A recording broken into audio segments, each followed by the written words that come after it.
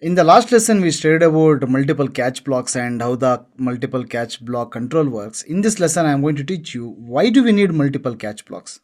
The answer is very simple.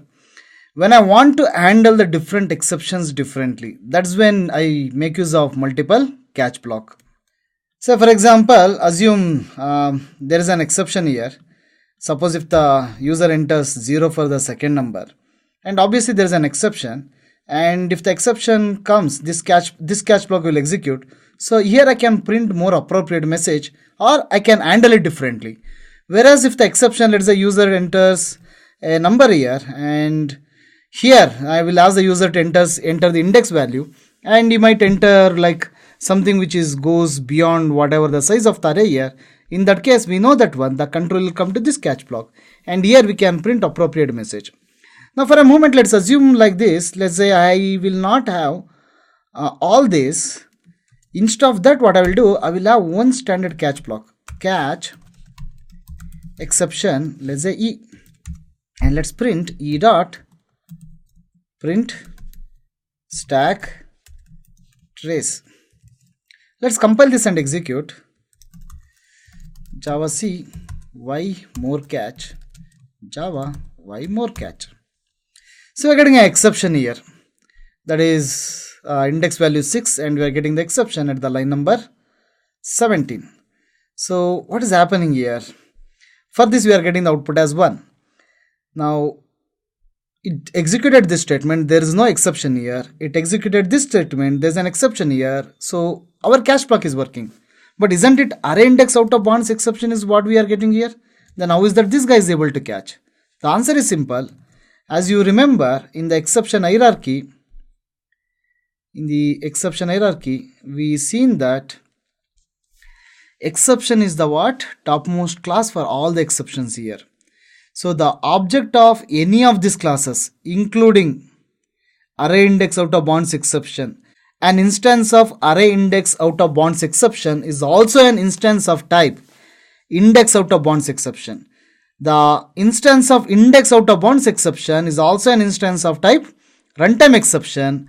The instance of runtime exception is also an instance of type exception. So because of this reason, when we say catch exception, this guy can catch any exception. So why don't we just stick to this one single catch block and have for all these things. Say for example, now if I have exception here itself, earlier what we had exception is coming at array index out of bounds exception. Now if we compile the same and we execute, now we see that it is an arithmetic exception.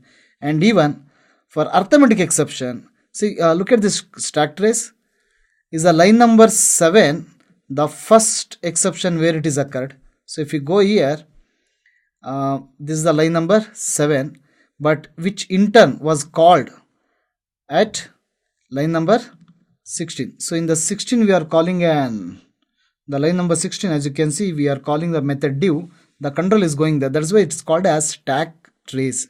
The complete stack trace it's printing when it's a print stack trace. So anyway, now point here is that even when the exception happened here, this catch block is executing. Even when the exception is happening here, this catch block is executing. Now why do we need multiple catch blocks like this? We had this multiple catch blocks, right? One catch block for catching arithmetic exception, one catch block for catching array index out of bounds exception. Okay. Now imagine the reason is simple. Let's say if the handling the exception is just about printing the message. Just printing the message is not, alone can be called as an handling the exception. Printing the message is a part of, handling. There could be many other things you would be doing. Maybe you'll ask the user to re-enter the number. Again, you start over from here, put it in an infinite loop or something.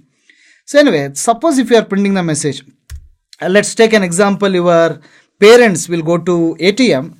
They put the ATM card to withdraw the money, and suddenly they see the exception like array index out of bounds exception or invalid card exception. They would literally feel that something I might have done and trouble to this machine, and they would think to run away from there as soon as possible, isn't it? We develop the software not for software engineers. We develop the software for the whole mankind, which includes civil engineers, mechanical engineers, software engineers, ordinary citizens, and even the laborers, farmers, everyone is included. So we have to give an appropriate message here. So let's say, for example, if the user enters 0, okay, I want to print a more appropriate message instead of just printing E. I don't want to get an what, give an exception saying divided by 0, arithmetic exception. Instead of that, I would want to print a message saying that, let's say, yo, dude, don't enter 0 for second number. Make sense? Same if it is array index out of bounds exception, I would say, yo, stay in limits pal. Not exactly the messages you see in the software. Just trying to make you laugh. I think you are already. Make sense? It's giving a more appropriate message. Suppose if the exception is in this one, now is giving the more appropriate message for this one, stay in the limits pal. So we learned that the purpose of making use of multiple catch block. What is the purpose of making use of multiple catch block? The purpose of making use of multiple catch block is to handle different exceptions differently. Now you might have a question, what if I get both exceptions here? Okay, for some of you naturally this question might come. So you have to understand this here. There is no situation in one try block there can be two exceptions. At any given point of time there can be only one exception. Say for example, if the exception comes here, code will break from here, control will go to the immediate catch block, then immediate catch block, it will try to match, whichever is matching, it will execute it first, isn't it? Same if there is no exception here, if there is an exception here. So again, there can be at any point, at any given point of time, there can be only one exception. So even you have multiple catch block, at any given point of time, there will be, if there is an exception in the try block, there will be only one catch block will be executing. So I hope you understood what is the use of making purpose of multiple catch block. What else you need to be aware of? Okay, suppose if you have some 10 lines of code or you are calling some method which you don't know what type of exception this method might be resulting in that case, at the end you can always have one catch block which catches exception E. So, and this should be the last catch block, remember. The most generic one should be the last one. There is a point I have written in the notes. It says, so when you have more than one catch block, the most specialized exception should be listed first.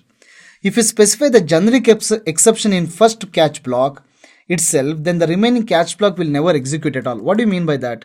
If I have this here, then this exception will become unreachable code. Why is that? Because we already catch the exception here. Any exception which comes here, they are also an objects of type exception. So most specialized exceptions should be in the first place. Generic exception should be in the generic exception catch block should be at the last. Okay, this is the conclusion of try with multiple catch blocks.